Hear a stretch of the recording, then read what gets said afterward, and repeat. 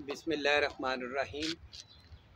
आज मैं बात करूँगा बीएस उर्दू और एडीपी उर्दू का जो पहला सेमेस्टर है, और पहले सेमेस्टर में हमारा जो पहला पेपर है उर्दू ज़ुबान तश्कील व इर्तिक़ा।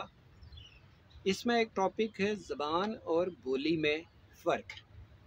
पहले हम ज़बान की तारीफ़ देख लेते हैं कि ज़बान अपने ख़यालात, तसव्वुरात और अपनी महसूसात के इजहार के ज़रिए का नाम ज़बान है। फिर ज़बान के ज़रिए ज़बान ज़राए अबलाग का एक अहम ज़रिया भी है। फिर इसी तरह ज़बान की एक और तारीफ़ ये भी की जाती है कि ज़बान के ज़रिए हम अपना माफ़ी ज़मीर दूसरों तक पहुँचाते हैं। बिस्मिल्लाहिर्रहमानिर्रहीम। आज मैं बात करूँगा बीएस उर्दू और एडीपी उर्दू का जो पहले सेमेस्टर का पहला पेपर है उर्दू ज़बान तश्कील व इर्तिक़ा, उस पर। इस पेपर के अंदर हमारा एक टॉपिक है ज़बान और बोली में फ़र्क। सबसे पहले हम देख लेते हैं कि ज़बान किसे कहते हैं। ज़बान की जो एक बहुत ही मुस्नद तारीफ़ की जाती है वो ये है कि ज़बान अपना माफ़ी ज़मीर दूसरों तक पहुँचाने का एक ज़रिया है। फिर ज़बान की एक बहुत खूबसूरत तारीफ़ ये भी की जाती है कि ज़बान के ज़रिए हम अपने तसव्वुरात, अपने ख़यालात और अपने महसूसात हम दूसरों तक पहुंचाते हैं।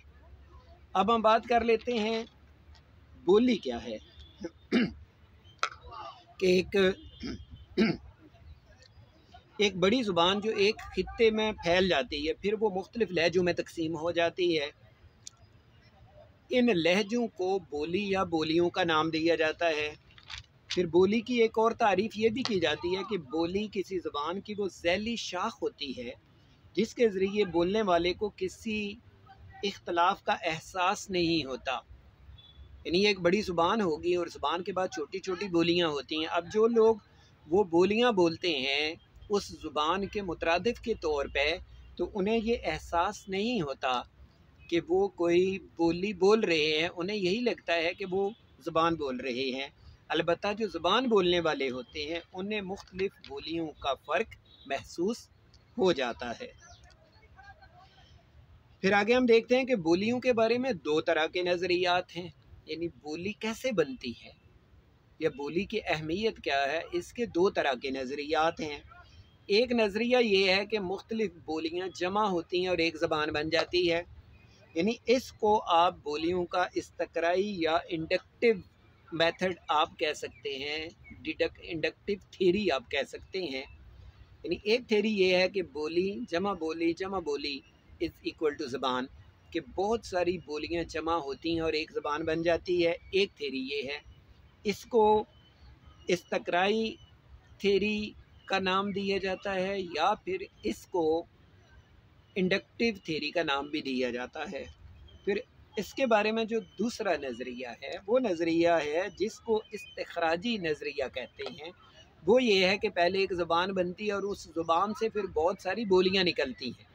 यानी एक थ्योरी ये है कि बोलियां जमा होती हैं तो ज़ुबान बनती है। दूसरी थ्योरी ये है कि ज़ुबानें पहले वजूद में आती हैं, फिर उनसे मुख्तलिफ बोलियां बनती हैं। बोली ऐसी ज़ुबान की एक किस्म है जो किसी ख़ास जोग्राफियाई इलाके में या लोगों के किसी ख़ास ग्रोह के ज़रिए बोली जाती है। ये किसी ज़बान की मयारी किस्म से मुख्तलिफ होती है, ये भी इसकी एक तारीफ़ की जाती है। आगे चल के बोलियों की कुछ अक़साम भी हैं। मसलन मयारी बोली, यानी वो बोली जो ज़्यादा इदारों में, बड़े इदारों में आप ये कह सकते हैं कि ऐसी बोली जो ज़ुबान के बहुत करीब हो जाती है, तो उसको मयारी बोली कहा जाता है। फिर कुछ गैर मयारी बोलियां होती हैं। जो गैर मयारी बोलियां होती हैं वो ज़ुबान से काफ़ी हद तक दूर होती हैं। इसी तरह कुछ लिसानी बोलियां होती हैं। ज़ुबानों की अक़साम में कुछ लिसानी बोलियां भी होती हैं। ऐसी बोलियां होती हैं जो मुख्तलिफ़ ज़बानों को जमा करके एक लहजा बना लेती हैं। इसी तरह कुछ समाजी बोलियां होती हैं। समाजी बोलियों से मुराद ये है कि बहुत सारे माशरे में मखसूस अंदाज में वो ज़ुबान बोली जाती है। मखसूस अंदाज बोलने का होता है। जिस तरह पिंडी में अलग से ज़ुबान बोलने का अंदाज़ होगा, गुजर खान वालों का अलग होगा, वो उर्दू बोलेंगे तो हमें पता चल जाएगा कि ये बंदा पिंडी में किस अब मैं आपको ज़बान और बोली के जो फ़र्क हैं वो मैं बताऊंगा कि ज़बान और बोली में बुनियादी तौर पे फ़र्क क्या है। मुख्तलिफ़ पॉइंट हैं इसमें, मुख्तलिफ़ हेडिंग्स के साथ, यानी 15 से 20 जो फ़र्क हैं मुख्तलिफ़ किताबों से जो मैंने तहकीक की और वो सारे फ़र्क मुझे नज़र आए, वो अब मैं आपके सामने रखूँगा। सबसे पहला फ़र्क ये है कि ज़ुबान एक होती है, बड़ी होती है, उसका अपना एक वजूद होता है। जो ज़ुबान होती है वो उसके बाद फिर छोटी छोटी कई बोलियों में बढ़ जाती है। यानी ज़ुबान एक होगी, महदूद होगी, बड़ी होगी, और जो बोलियां होंगी वो उनका हिस्सा होंगी। फिर ज़ुबान कुल होती है तो बोली उसका जुज़्व होती है। ज़ुबान होल है और बोली उसका पार्ट है। फिर ज़ुबान का अपना एक लहजा होता है, बोलियों के लहजे नहीं होते। बोली के बारे में ये कहा जाता है कि हर 14 किलोमीटर के बाद बोलियां बदल जाती हैं, लहजे बदल जाते हैं। ज़ुबान अपना वजूद कायम रखती है, बोलियों के लहजे बदलते रहते हैं। फिर ज़बानों की शाखें होती हैं, यानी जब हम किसी ज़ुबान को डिस्कस करते हैं तो हम उसकी शाखों पर बात करते हैं। उसके मुख्तलिफ़ शाखें हैं।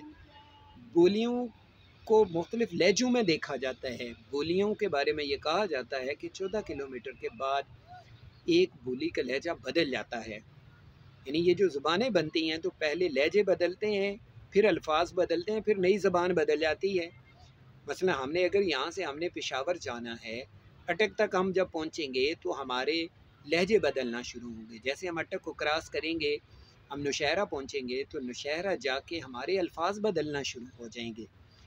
जब लहजे बदलेंगे तो बोलियां बनेंगी, जब अल्फाज बदलेंगे तो अगली ज़ुबान बन जाएगी।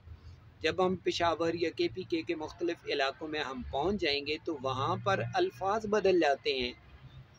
मसलन यहाँ पर किसी चीज़ के लिए और लफ्ज़ होगा, वहाँ उसके लिए कोई और लफ्ज़ होगा।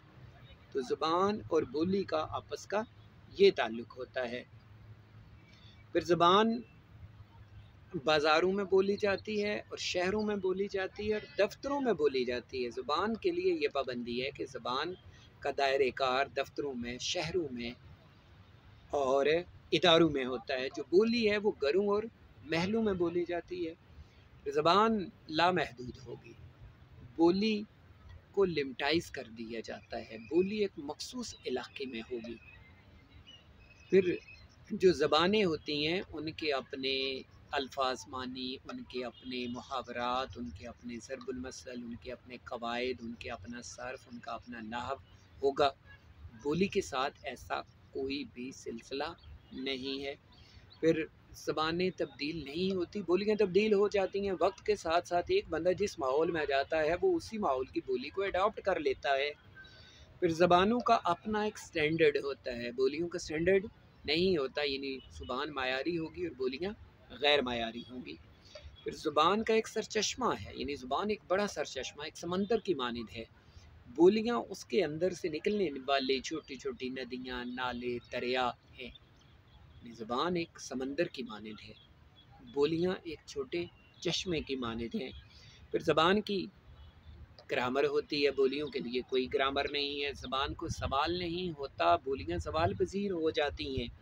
फिर ज़बान तहरीरी है, ज़ुबान को लिखा जाता है, और बोलियाँ तकरीरी होती हैं, यानी बोलियों का ताल्लुक़ बोलने के साथ है, ज़ुबान का ताल्लुक़ लिखने के साथ है। जब तक एक ज़ुबान को लिखा जाता रहेगा वो कायम रहेगी, जब उसको लिखना छोड़ देंगे वो ज़ुबान ला उसको सवाल आ जाएगा।